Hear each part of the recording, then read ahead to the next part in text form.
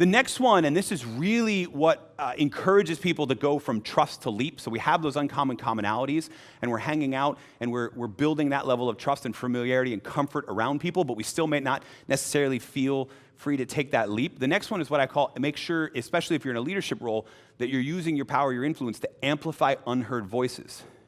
See, the way you encourage people to take that leap and share their brilliance, their crazy idea, to speak up when they disagree, to talk about a failure, et cetera, is you de-risk what they might view as the potential penalties of failing. And we all have people on our team that are probably not sharing as much as we think they should. The quiet people who, when we talk to one-on-one, we know are brilliant, right? And so what can we do to help amplify their voice when they actually do speak up? The reason this works, by the way, is that if you've got somebody on your team who's still working their way in trust to get to the point where they take the leap, the worst thing you can do is call on them directly, right? All of the introverts in the room are like, yes, absolutely, please don't call on me, right? Because not only were they not expecting to share anything, now they feel like there's an even higher risk to actually sharing that out, right? What we want is to de-risk them taking that leap, right? And so amplifying unheard voices does that in a couple different ways. The idea here is that anytime we're in a discussion, whether that's an in-person discussion, whether that's a video discussion, whether that's an email discussion, right? Whether that's even just the thread of comments on a radio, on a Voxer, like on a walkie-talkie function. Anytime humans are communicating, the medium of communication we choose is going to favor some people on the team and disfavor others. An in-person meeting is going to probably favor those extroverts and those especially loud people and those tall people who occupy a lot of space in the meeting room. Yes, I'm all three. You do an in-person meeting with me, right? 6'1" white male, you are going to hear from me because I'm extroverted, I love people, and I love talking. I do it for a living, right? You're going to hear from me. You're going to hear from me a lot. I'm working on it. I am. That's my own personal thing. I'm working on it. You take that same discussion and you move it to email. Do you know what you're going to hear from me? Sounds good. I might not even put punctuation in there. Just an incomplete sentence, sounds good. That's my complete contribution.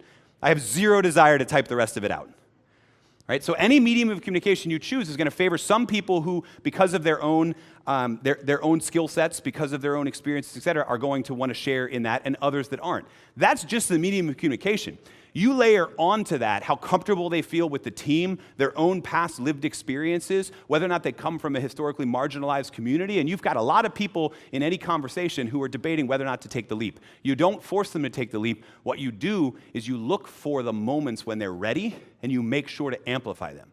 So maybe they speak up a little bit, and you say, hey, that's an absolutely great idea, Sarah. Could we double-click on that, spend some time there, and talk a bit more about it?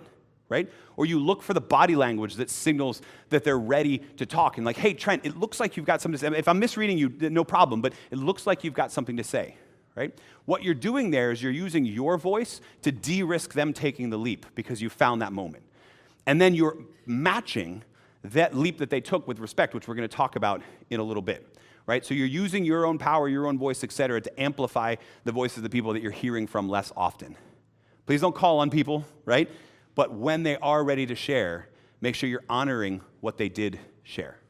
And if you're still having trouble with that, by the way, then maybe we need to switch up the medium of communication that we're doing. Maybe it's not always an all-hands meeting, and we need to move to a different medium of communication. And my absolute favorite trick, if you've got that one person on your team who's like, I never, ever hear from them, my absolute favorite trick is to go, hey, before we talk about this in a group, let's break up, and then I to specifically pair that person with the loudest, most over-talker person in the room. And like, you two discuss, you two discuss, you two discuss. And then we come back, I set this rule. Try this. This is going to work great for you. I set this rule and go, okay, I want to hear what everybody was talking about individually, but here's the deal.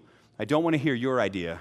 I want to hear what you loved about the other person's idea. If you follow that to conclusion, what's happening now? Now the over-talker is sharing the underheard person's idea.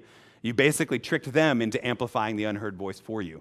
And in doing so, you help them make that leap and make it much easier.